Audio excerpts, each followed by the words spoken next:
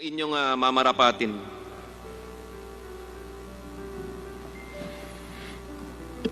Maraming salamat po, Chairman Alvarez at Chairman Alvarado.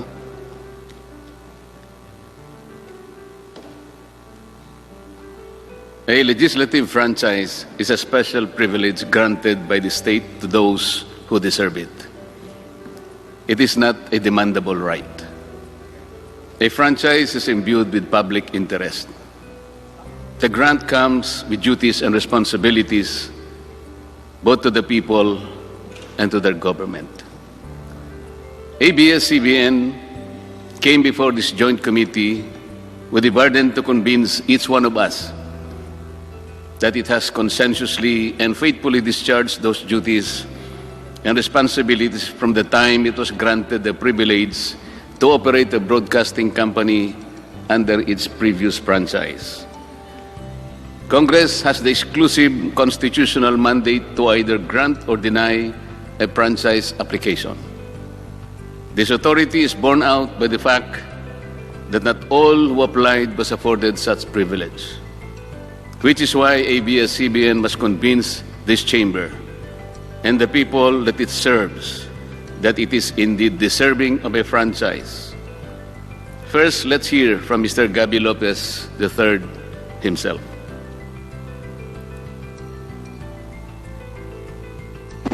Ang sabi po ni Mr. Lopez sa kanyang mga pahayag, "In my heart, I am Filipino." Tama po ba yun, Mr. Lopez? Yes, Your Honor. Okay. Madaling sabihin po kasi ito, Mr. Lopez. At kung hindi naman po dalawa ang puso ninyo, pwede ko bang itanong sa inyo, saan bahagi po ng dibdib ninyo ilalagay po si Uncle Sam? Mr. Lopez? Sa dibdib po. Ano po? Hindi po sa dibdib. Saan po? Dalawa lang po po. Isa lang ang puso ninyo. Kung hindi naman dalawa, ang tanong ko po, sa inyo ilalagay si Uncle Sam? Ang puso ko Pilipino. So, siguro ipapatupad ko lang yun.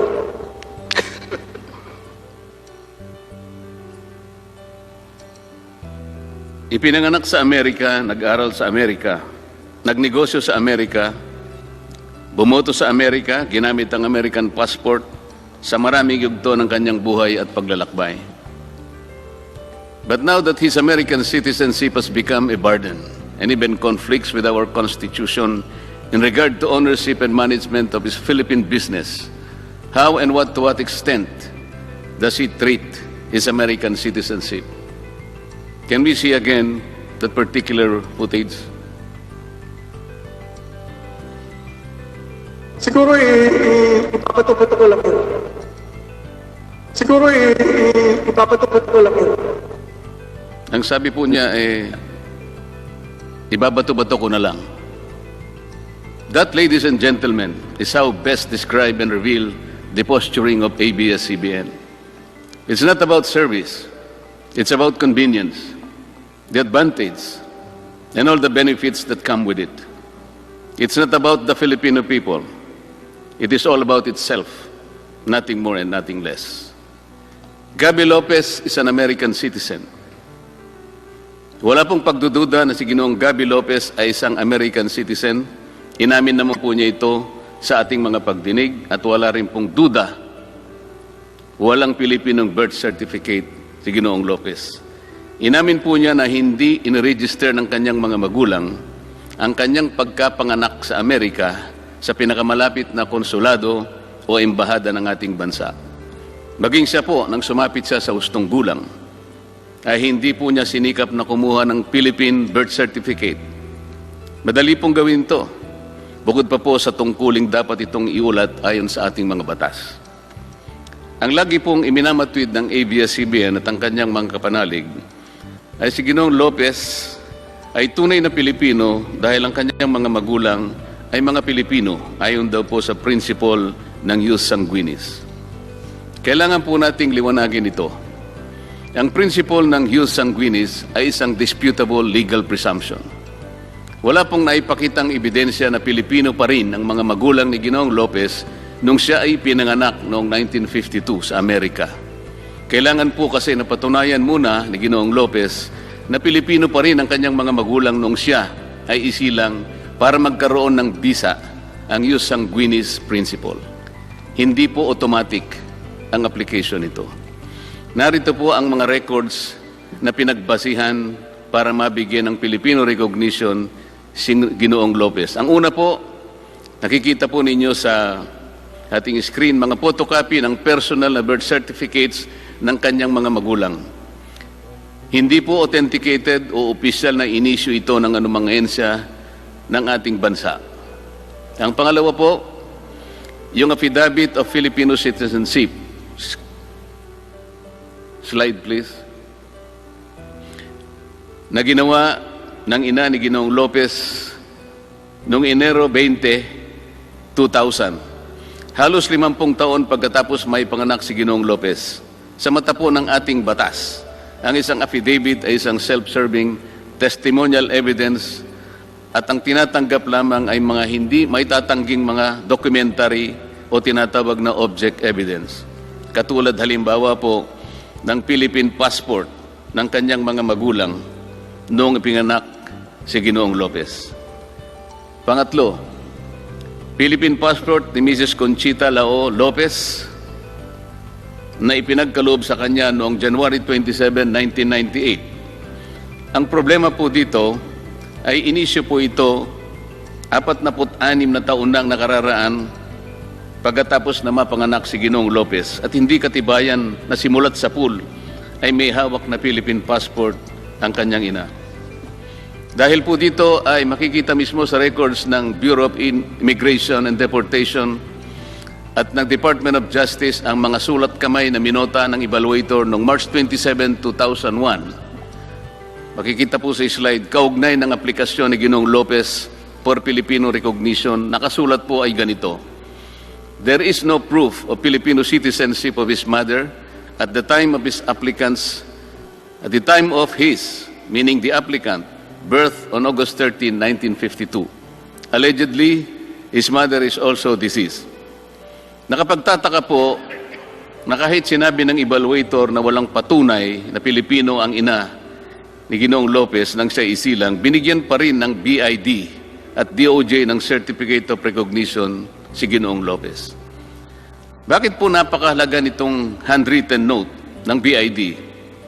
Because there is the likelihood that the parents of Mr. Gaby Lopez, particularly his father, had already been naturalized American citizens, or at the very least had categorically renounced their Filipino citizenship at the time of or even prior to the birth of Mr. Lopez in 1952.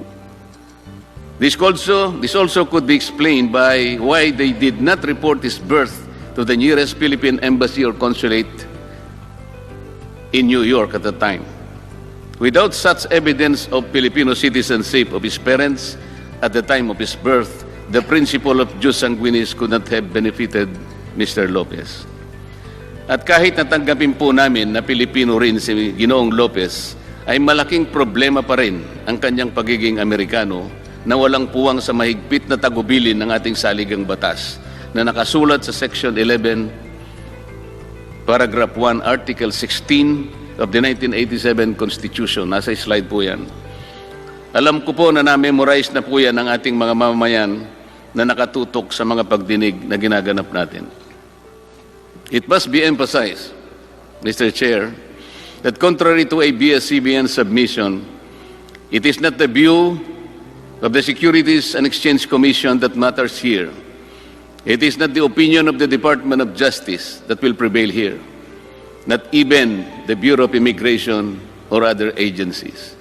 It is the will of Congress that should be accorded due respect, simply because it is Congress that has the sole and ultimate authority to grant or deny application of franchises. Philippine Depositary Receipts or PDRs.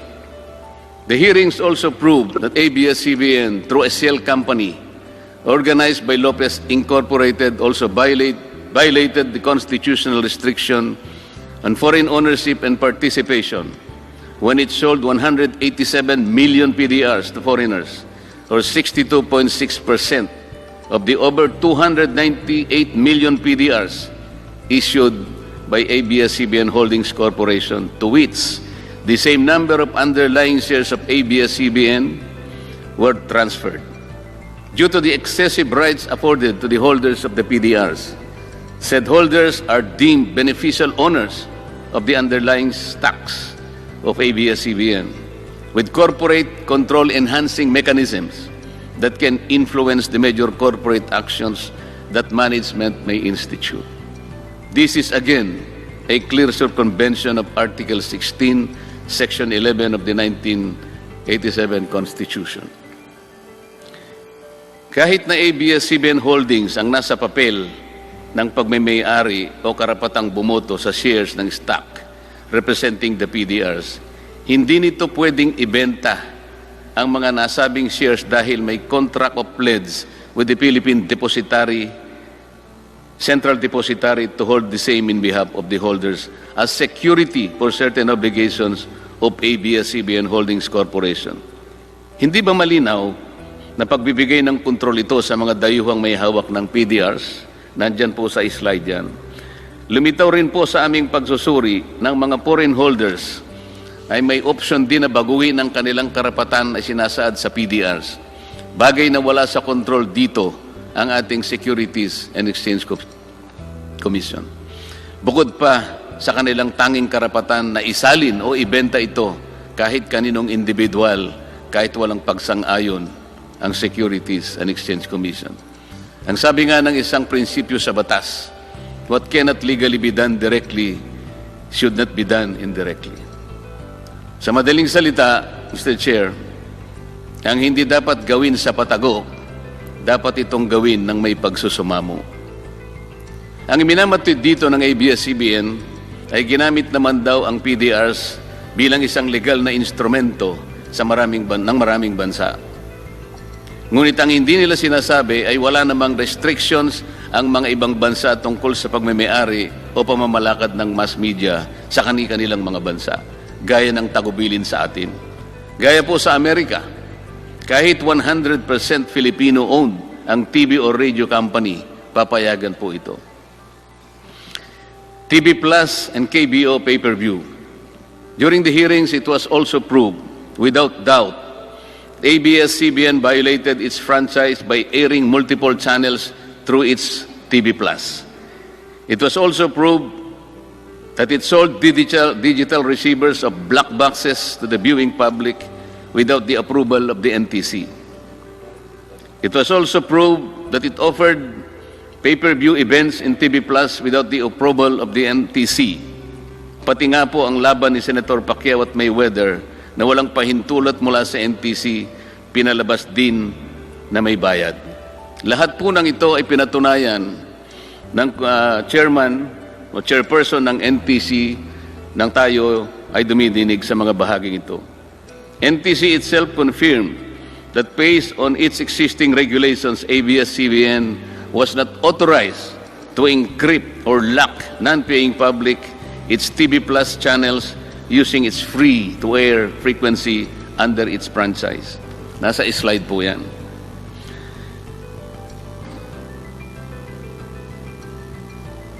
NTC under oath declared that ABS-CBN completely disregarded its order or letter to refrain from airing PPB or pay-per-view services without the conditional access system guidelines that are yet to be formulated.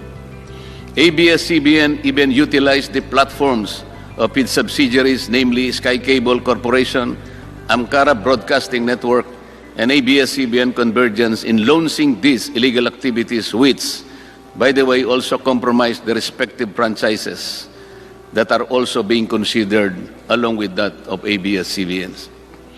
Nagkasala ang ABS-CBN dito ng maraming beses.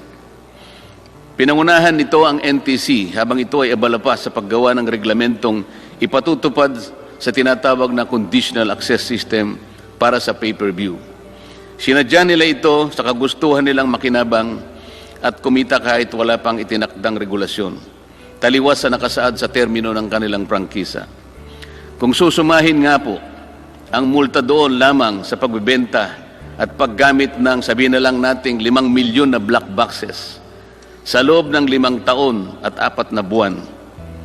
Ang kwenta po ay aabot sa 1.97 trillion pesos. Hindi pa po natin sinasama dyan ang violation ng multiple channels. Alleged black timing with Amcara. Ganito rin ang napatunayan na ginawa ng ABS CBN nang gamitin nila ang Channel 43 para lumipat mula sa analog papunta sa digital system.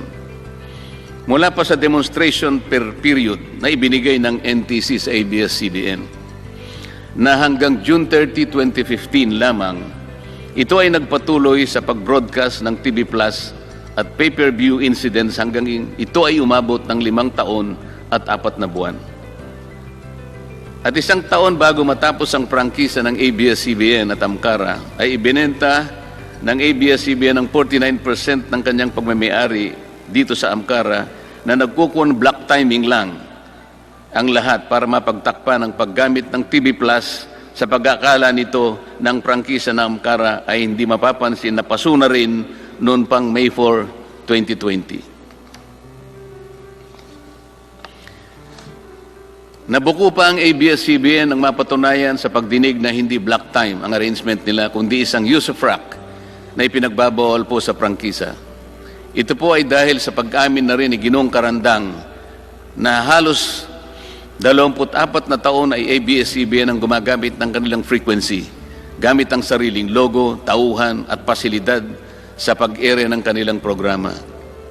Pati nga ang kanilang transmitter na pinatunayan ng NTC at ni Ginoong Karandang na patuloy na ginagamit kahit sila ay may cease and desist order na tinanggap mula sa NTC noong May 5, 2020. Sa kabila po ng pagsiguro sa akin ni Ginoong Carlo Katigbak na sarado na ito dahil sa raw mismo ang nagutos. Marami po ang makakasuhan ng perjury rito. For 24 hours a day, 7 days a week, for the past 24 years, ABS-CBN did broadcast all its shows through the Studio 23 frequency of Amcara with only 3 hours sign-off. Nasa slide po yan. Amcara has no shows of its own. It has no other client except ABS-CBN. This is use of rack, not black timing. And ABS-CBN and Amcara have to face the legal consequences for this deliberate misrepresentation. At sa isang bahagi po ng pagdinig ay muli na naman po nilang tinangka ng ABS-CBN na palitawin na tuloy po ang usapan nila matapos ibenta na nito ang 49% sa pag-aari ng Amcara. Nang tanungin ko po ang Amcara kung papaano nila ito gagawin, samantalang mayroon ng petisyon sa NTC na pagtibayin ng deed of assignment ng Amcara at Asian Multimedia and Production Company na kailang pinagkasunduan noon Marso 12, 2019, ay wala na pong naisagot si Ginoong Karandang at inamin na po niya lahat na napatunayan ng bahaging ito ng ating pagdinig. Ang Asian Multimedia ay pag-aari ni Ginoong Federico Garcia, isang retiradong opisyal ng ABS-CBN. This surreptitious use of Amcara as an artifice demonstrates a familiar pattern, Mr. Chair. Ibinabato-bato na lang ang pagtitiwala ng sambayanang Pilipino. ABS-CBN is more observing itself, its benefit, and all the perks that go with it. ABS-CBN's doubtful title to their properties. Hindi lang po ang Filipino citizenship ni Ginoong Lopez ang kaduda-duda. Maging ang mga titulo ng ABS-CBN sa mga pag-aaring biglang naibalik sa kanila pagkatapos ng EDSA Revolution ay kaduda-duda rin. Mula sa salaysay ni po ay walang maipakitang record ng arbitration na nauukol sa pagmemayari ng ABS-CBN. Even the title to their property. Kong Marcoleta, suspend muna tayo sandali. May technical difficulty lang. Hearing suspended.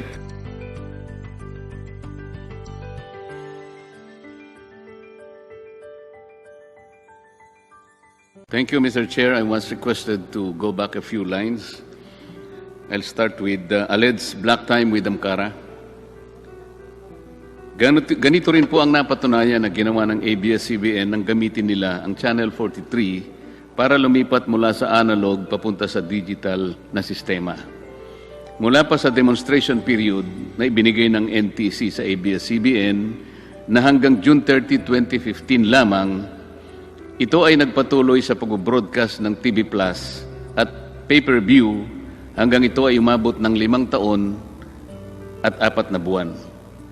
At 1 taon bago matapos ang prangkisa ng ABS-CBN at Tamkara, ay ibinenta nito ang 49% ng kanyang pagmimay-ari nito sa Amkara. At nagkunmang na black timing lang ang lahat para mapagtakpan ang paggamit ng TV Plus sa pag-akala nito na ang prangkisa ng Amkara ay hindi na mapapansin na paso na rin noon pang Mayo 4, 2020. Nabuko pa ang ABS-CBN ng mapatunayan sa pagdinig na hindi black time ang arrangement nila, kundi isang use of rock na ipinagbabawal po sa prangkisa. Ito po ay dahil sa pag-amin na rin ni Ginoong Karandang na sa halos 24 na taon ng ABS-CBN ang gumagamit sa kanilang frequency gamit ang sariling logo, tauhan, pasilidad sa pag-ere ng kanilang programa. Pati nga ang kanilang transmitter na pinatunayan ng NTC at ng Ginoong Karandang na patuloy na ginamit kahit sila ay merong cease and desist order na tinanggap mula sa NTC noong Mayo 5, 2020 sa kabila ng pagsisiguro sa akin ni Ginoong Carlo Katigbak na sarado na ito dahil siya raw mismo ang nag-utos nito.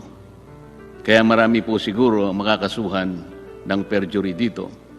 For 24 hours a day, 7 days a week, makikita po sa slide dyan, for the past 24 years, ABS-CBN did broadcast all its shows through the Studio 23 frequency of Amkara, with only 3 hours sign-off. Amkara has not shows of its own. It has no other client except ABS-CBN. This is use of rock, not black timing. And ABS-CBN and Amkara have to face the legal consequences for this deliberate misrepresentation. At sa isang bahagi po ng pagdinig ay muli na naman pong tinangka ng ABS-CBN na palitawin na tuloy-tuloy po ang usapan nila matapos ibenta nito ang 49% ng pag-aari nito sa Amkara. Nang tanungin ko po ang Amkara kung paano nila ito gagawin samantalang meron ng petisyon sa NTC na pagtibayin ang deed of assignment ng Amkara at Asian Multimedia and Production Company na kanilang pinagkasunduan pa noong pa pong Marso 12, 2019. Ay wala na pong naisagot si Ginoong Karandang at inamin na po niya lahat ng napatunayan sa bahaging ito ng ating pagdinig. Ang Asian Multimedia ay pag-aari ni Ginoong Federico Garcia, isang retiradong opisyal ng ABS-CBN. This surreptitious use of Amkara as an artifice demonstrates a familiar pattern, Mr. Chair. Ibinabato-bato na lang ang pagtitiwala ng sambayan ng Pilipino. ABS-CBN is more of serving itself, its benefit, and all the perks that go with it. ABS-CBN has doubtful title to the properties. Hindi lang po ang Filipino citizenship ni Ginoong Gaby Lopez ang kaduda-duda. Maging ang mga titulo ng ABS-CBN sa mga pag-aaring biglang naibalik sa kanila pagkatapos ng EDSA Revolution ay kaduda-duda rin. Mula sa salaysay ni Ginoong Augusto Almeida Lopez ay ibinilin pala ni dating Pangulong Cory Aquino na idaan sa arbitration ang pagdidetermine ng pagmimay-ari ng ABS-CBN sa mga pasilidad nila sa Quezon City at mga probinsya. Ito po ang layunin ng unang agreement to arbitrate na may petsang January 6, 1987. Dito ay ipakikita ng ABS-CBN ang lahat ng kanilang torrents titles at iba pang katibayan ng kanilang ownership. Pero hanggang ngayon po ay walang maipakitang record ng arbitron na naukol sa pagmimay-ari ng ABS-CBN. Even the title to their property in Mother Ignacia Avenue in Quezon City, from which all its power literally and figuratively emanates, appears to be spurious. Pakita po natin yung mga titulo. Yung una pong titulo ay ito po yung binigay sa atin, Mr. Chair, na Xerox copy Sa bandang ibaba po niyan, makikita po ninyo ang titulo ng pinagkunan ng kanilang sariling titulo. Yung nasa kanan naman, yan po yung nasa pag-iingat ng Register of Deeds. Makikita po sa dalawang titulo na yan, parehong-pareho, na yan po ay Owner's Duplicate Certificate. Hindi po makita sapagkat wala sa vault ng Registry of Deeds ng Quezon City yung original title. Kasi po kung pupunta kayo doon para humingi ng electronic copy ng original title, yun po ay makikita ninyo at madidistinguish sapagkat ang original title, nakasulat sa left margin nito yung salitang original title. Pakita po nyo yung dalawang titulo. Yan pong dalawang nakikita nyong titulo, yung bandang kaliwa, yan po yung pinagmulan na titulo ng ABS CBN, yung TCT number 110731. Magtataka po kayo dyan pag sinuri ninyo, ibang lugar po ang nakalagay dyan, parang Bagong Nayon, Quezon City, at ang kanyang area ay 42 square meters, hindi po 44,000 plus square meters na nandun sa kanilang titulo. Yan naman pong nasa kanan, Mr. Chair, yun po ang kakambal na numero ng titulo ng ABS-CBN. Meron din silang titulo 125702. Sa makatwid, dalawang titulo pong magkapareho. Yung isa po ay ibang lugar na naman, pero yan ay 400 square meters lang. Ang nakakapag-intriga pa po dyan, Mr. Chair, meron pong minota na nakalagay for provisional registration. Pero 53 taon nang nakararaan, hindi naman po nila makita o hindi maipakita sa atin yung kopya ng petition for registration.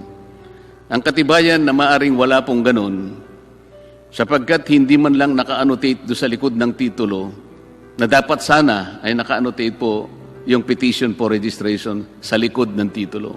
Wala po. At the very least, Mr. Chair, makikita natin doon yung title ng kaso, Petition for Registration or Petition for Provisional Registration, yung case number, at pati na po yung pangalan po ng korte. Halimbawa po, Branch 110 ng Regional Trial Court ng Quezon City. Wala po lahat yun. Kaya talaga pong kaduda-duda yung titulo mismo ng ABS-CBN diyan sa Memander Ignacia na kung saan nandyan po ang kanilang headquarters. Ito po siguro ang dahilan, Mr. Chair, kung bakit ipinasya ni Pangulong Cory Aquino na idaan ang lahat sa arbitration. Sa kasamang palad, wala nga po silang maipakita ng record ng arbitration na ito hanggang sa ngayon. Tax evasion. It was conclusively proved that ABS-CBN and its subsidiaries engaged in complex schemes to unjustly avoid paying taxes or unconscionably reduce the taxes due to the government. Nakasaad po sa prangkisa ng ABS-CBN na dapat itong magbayad ng tama at kaukulang buwis sa pagtuos ng BIR. But ABS-CBN used its wholly owned subsidiary, Big Dipper Digital Content and Design Inc., a PESA-registered IT company, as a convenient tax shield to deprive the government of billions in revenues. Lumitaw po sa pagdinig na bilang isang PESA-registered company, ang Big Dipper ay exempted sa pagbabayad ng buwis sa unang 6 na taon nito. Pagkatapos nito ay lilipat siya sa 5% na pagbabayad ng tax on gross income, napakaliit kung ihahambing sa hindi PESA-registered company na nagbabayad ng 30% of its taxable income, maliban pa sa iba't iba pang national and local taxes. Ang mas malaking bentaha po ng Big Dipper ay walang tax na ibinabayad kung magdideclare po ng dividends na kasangkot ang ABS-CBN bilang parent company. Very much like the Amcara ploy, Big Dipper has no other clients than ABS-CBN and its subsidiaries. It has only one foreign client, ABS-CBN Global Hungary, na wala pong empleyado kahit isa. In other words, Big Dipper exists only for and because of ABS-CBN, which inflates its costs paid for digitization to Big Dipper and therefore reduces its 30% tax obligation on its income but reaps a windfall on dividends with Big Dipper, which is 0 rated. Ang pera ay pumapasok lang sa isang bulsa at lumalabas din sa kabilang bulsa dahil iisang tao lang ang may suot ng pantalon na merong 2 malalim na bulsa. By taking advantage of the Philippine Export Processing Zone, Big Dipper was able to significantly reduce its costs while inflating its income courtesy of its client relatives. It is good that the Committee on Good Government and Public Accountability will conduct a parallel investigation with the Public Accounts Committee to look at possible collusion with the officials of PESA. For the past 4 years alone, Big Dipper declared revenue amounting to 10.6 billion pesos. Nakikita po nyo sa slide. The declared dividends went to the coffers of ABS CBN tax-free. Ordinarily, this amount would have been assessed income tax of 3.7 billion pesos. That's the amount that the government should have earned, and would have eventually went to education, health, assistance to victims of calamities, and similar public services. ABS CBN claims that BIR has cleared it of any tax liabilities. But the same agency also clarified that the tax clearance is issued not to mean that ABS CBN has no other liabilities, or that when fraud is detected, it is already immune for further investigation. Hindi po. Kapag nakatuklas po sila ng fraud, maaari pa rin silang investigahan kahit na meron silang tax clearance. The BIR Regional Director, in fact, signified his intention to look into the operations of Big Dipper in the light of the revealing pieces of evidence that were elicited during the hearings. Bakit nga po ang GMA7 na hindi naman kasing laki o yaman kaya ng ABS-CBN ay nakapagbabayad ng lampas sa 1 bilyong piso kada taon? Samantalang ang ABS-CBN matapos makilatis ng mga dokumentong kanilang isinumite ay nakapagbayad lamang ng halos kalahating bilyon lamang sa loob ng 3 taon. Nasa slide po yan. 2016, 2017, and 2018.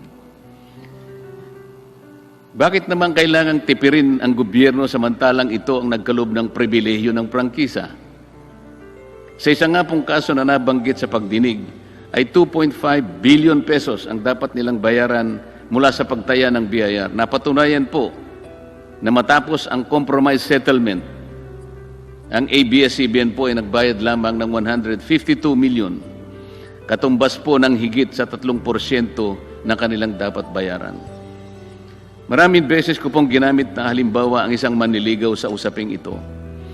Dahil sa kanyang paghahangad na makuha ang kamay o pagsang-ayon ng kanyang sinusuyo, pati nga buwan at mga tala ay kanyang susungkitin. Isang pribilehyo kasi na makamit mo ang kanyang pagsang-ayon.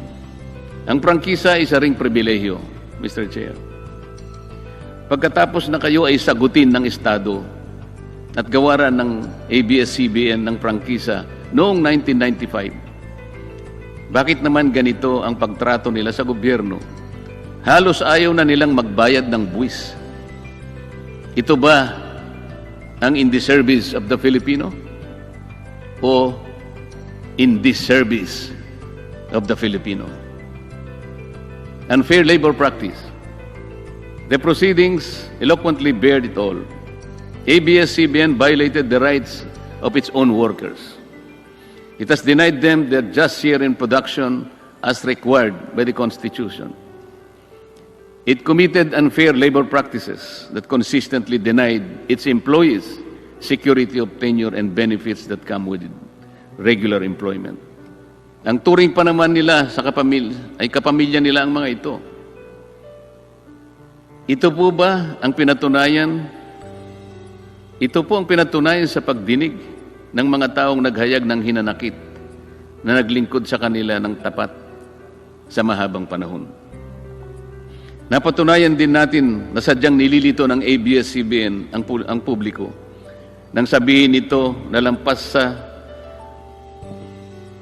11,000 ang mga empleyado nito nang masusing tingnan ang mga papeles galing sa mga hensya ng ating pamahalaan tulad ng BIR, PhilHealth, SSS, Home Development Fund at Employment Compensation Commission. Ang regular na manggagawa ng ABS CBN ay halos ikatlong bahagi lamang. At ang karamihan ay tinrato na independent contractors, talents, project workers at contractuals kahit pang regular na empleyo ang kanilang normal na gawain. Ipinagmalaki ng ABS CBN ang halos 14 na benepisyo na tinatanggap ng kanilang talents, project workers or contractuals. Pero ang pinakamabuti, ang pinakamahalagang benepisyo, ang pagiging regular, ay tahasan naman nilang ipinagkait sa kanila. It was established that ABS-CBN, and contrary to the endeared kapamilya treatment to its workers, showed a pattern of systemic denial from its deserving workers the benefit of regularization. Time and again, the Supreme Court ruled in favor of the aggrieved workers who were deemed employees given the basic test that what they do is within the network's control, as it is desirable and necessary to the business of ABS-CBN. How can ABS-CBN reconcile the fact that people serve it for 10, 15, and even 20 years and still claim that they are not performing work necessary and desirable to its business? Paano po sila mamamalagi ng ganong katagal kung hindi naman kailangan ng kanilang paglilingkod? Isn't it that their length of service alone speak much of their loyalty, their competence, and their adherence to the kapamilya sense of belonging? Ibinabato-bato na lang ba ninyo kung saan-saan ang kapakanan ng inyong mga kawani? Gaya po ng sinabi ko na, ABS-CBN should have led the example that charity begins at home. Total bilyon-bilyon naman ang kinikita ninyo taon-taon at bilyon-bilyon din naman ang natitipid sa pagbabayad ng buwis. Hindi pa ba ninyo kayang totohanin na maging kapamilya ninyo ang mga manggagawang ito alang-alang man lang sa katuwiran na nakasama ninyo sila at napakinabangan sa mahabang panahon? Ngayon, ginagamit na naman sila ng ABS-CBN sa dahilan para bigyan sila ng bagong prangkisa. Hindi lamang po sila, pati ang mga kababayan nating pinasasaya nila. Kanina lang po ay nakita natin muli ang kanilang isa-isang paghibik na kung isasara ang ABS-CBN, mawawalan na sila ng tagatangkilik, tagatulong, tagapagbigay ng pag-asa, tagapagbigay ng kapanalig nila sa bawat yugto ng kanilang buhay. Nakita po natin lahat yun. Pero ang palagi nating sinasabi, magagawa naman po yan ng ABS-CBN sapagkat yan ang pinakamalaki na broadcasting industry sa ating bansa. Magagawa naman niya yan sapagkat yan ang tungkulin niya talaga kung bakit siya kumuha ng prangkisa. Pero mas lalo niyang magagawa, Mr. Chair, na sumunod sila sa batas habang ginagawa nila ang kanilang tungkulin. Sinabi ba nila sa kanilang mga taong binibigyan ng entertainment na dapat huwag silang singilin sapagkat ang prangkisang ibinigay natin sa kanila 25 years ago ay libre? Ang tawag nga natin ng free-to-air frequency. Ang ibig sabihin, hindi po kayo pwedeng magbenta ng black box pagkatapos pasisingil nyo sa kanila. Sisingilin nyo sa kanila. Hindi kayo pwedeng magbigay ng maraming channels para exclusive, para ilock ninyo, para maging encrypted. Sapagkat kapag bumili sila ng pangkaraniwang digital receiver o black box, hindi nila mapapanood yun. Kailangan magbayad ang tao. Ganun po ba yung pinaliwanag nila nung i-launch nila ang TV Plus? Hindi po. May panlin lang. May pandaraya. Dapat sana binigay yun ng libre. 12 channels, lalong napasaya ang mga tao. Lalong gumanda ang prestihyo at ang imahe ng ABS-CBN. Sapagkat walang siningil kahit isang kusing mula sa ating kababayan. Sapagkat yun ang tungkulin nila sa kanilang prangkisa. Yun ang sinumpaan nila sa kanilang prangkisa. Pero kabaligtaran na nangyari. Pero ngayon, gagamitin nila ang mga taong bayan. Kabaligtaran na naman ang pinapaliwanag. Hindi ba't ABS CBN naman ang unang dahilan kung bakit ang mga manggagawa ay naging kawawa? Dahil hanggang ngayon ay binabato-bato lang nila ang kaparapatan ng kanilang manggagawa. Political bias and bias reporting. ABS CBN has been biased in favor or against candidates during past elections is already common knowledge. Kahit paulit-ulit na itanggi ito, kahit magtago pa ito sa likod ng press freedom at doktrina ng fair comment, alam na natin ito. Ito ay wala ng bago. Kapag gusto ka ng ABS-CBN, bibigyan ka ng exposure sa pamamagitan ng interview, balita sa news, programs, at i-feature ka sa mga entertainment shows. Kung ayaw ka, tiyak na babatikusin ka, hanapan ka ng butas, lalagyan ka ng slant o anggulo sa balita na sangkot ka, at hindi ka bibigyan ng pagkakataon para sumagot o magpaliwanag. Kanina po yung mga ilang detalya ng kanilang pagmimayari sa mga ibang industriya ay binanggit na ni Congressman Defensor. Totoo po lahat yun. Nagagamit po ang lahat ng ito na plataforma para gumawa sila ng kanilang sariling mga opisyal sa gobyerno. Tutulungan nila para maproteksyonan ang kanilang mga industriya. Ibig sabihin, hindi po in the service of the Filipino. In the service of the Filipino ang mas tamang angkop. We heard some of our colleagues who ventilated their complaints. When asked, Mr. Carlo Katigbak confirmed that their sentiments are valid, and he publicly made a commitment that everyone will be accorded the chance to air their sides in his network. The offer obviously came too late in the day. It has been established and has become public knowledge that ABS-CBN aired the anti-Duterte and paid for former Senator Antonio Trillanes IV and that exploited children in partisan politics. And despite the fact that it happened on the last day of the election period, when candidate Duterte had no more chance to react or clear his name in the same media network, mabuti na lamang po at nag-issue ng TRO ang korte sa petisyon ni Speaker Alan Cayetano na noon ay Vice President ni Pangulong Duterte. Ayan po yung mga slides para sa inyong kapakanan. But it is not the bias reporting and the negative campaign per se that is insidious. It is the use of ABS-CBN's network to influence the outcome of political exercise, not for public good, but for its narrow political end that will inure to the advancement of ABS-CBN's corporate interests. Political partisanship is contrary to the terms of its legislative franchise and in violation of the Omnibus Election Code. Uulitin ko po ang sinabi ko na sa umpisa pa ng pagdinig natin. Hindi na dapat ma-impluensya ang mga mamamayan sa pakikialam ng ABS-CBN sa politika. If ABS-CBN wants to be in the service of the Filipino people, it should stop mixing up its economic objectives with the simple aspirations of the ordinary citizens. These two are different and poles apart. At this point, please allow me to address the ABS-CBN's contention that possible denial of its franchise application is tantamount to violation of freedom of the press and of free speech.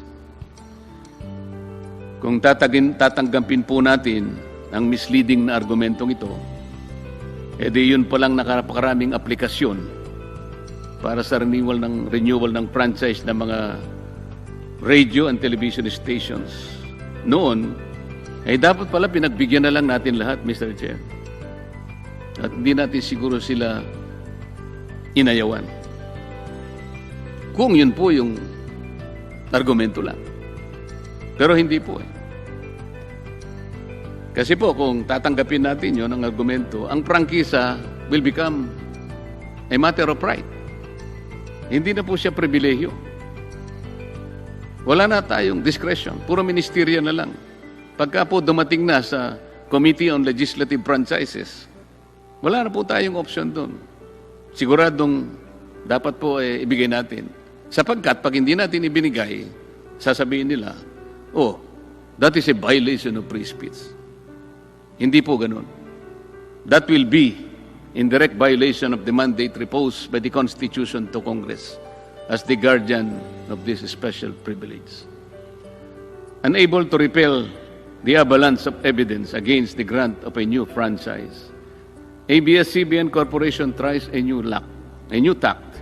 Very recently, they asked for prayers, words, and actions, and pleaded for help, saying that it's no longer about business for them, but about the kind of system and country and leadership we want. Ito po yung sinabi nila, quoted po ito sa social media and other platforms. But how can ABS-CBN manage to still reverse the tide of public opinion against it when their phalanx of lawyers and accountants prove inadequate to the evidence-based interpellations on the floor that exposed their ruse and legerdemain? The last 2 days of the hearing told it all. The defenses of ABS-CBN finally crumbled in tatters, and for all the people to see. The irony is ABS-CBN's appeal to flood, I will quote this again, to flood social media pages with positive stories about ABS-CBN. Apparently, the network, Mr. Chair, is the only one left to believe in the rectitude of its cause or the lack of it. Mr. Chair, maybe they are living in a parallel universe. It is like the proverbial ostrich that buried its head in the sand, but exposed its whole body for all people to see. This is the pitiful state of a broadcasting company which believed that it was invincible for so long a time, and it is above the law. It is high time that the sovereignty of the airways be restored to the people, the ones who will finally decide to whom and when to grant this special privilege called franchise. Mr. Chair, gusto ko pong pasalamatan bago ko magtapos si Enrique Hill at Lisa Soberano sa pagbati at pamanghik na ipinaabot nila sa aming mag-asawa. Naramdaman ko ang kanilang katapatan. Sana po ganun ang ABS-CBN. Sa kanilang dalawa, alam ko na mauunawaan nila na ito po ay tawag lang ng tungkulin. At inahangad ko ang higit na tagumpay para sa kanila sa mga darating na panahon. Let me end with a popular movie clip from an on-screen and off-screen hero that had captured the hearts of millions of Filipinos. To sum up the comprehensive, impartial, and open proceedings implored by the Speaker of the House, Alan Peter Cayetano, in regard to the franchise application of ABS-CBN.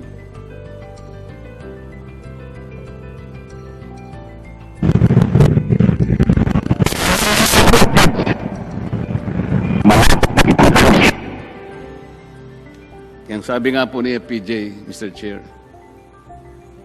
kung uulitin ko lang, ABS-CBN, puno na ang salop. Dapat ka ng kalusin. Maraming salamat po.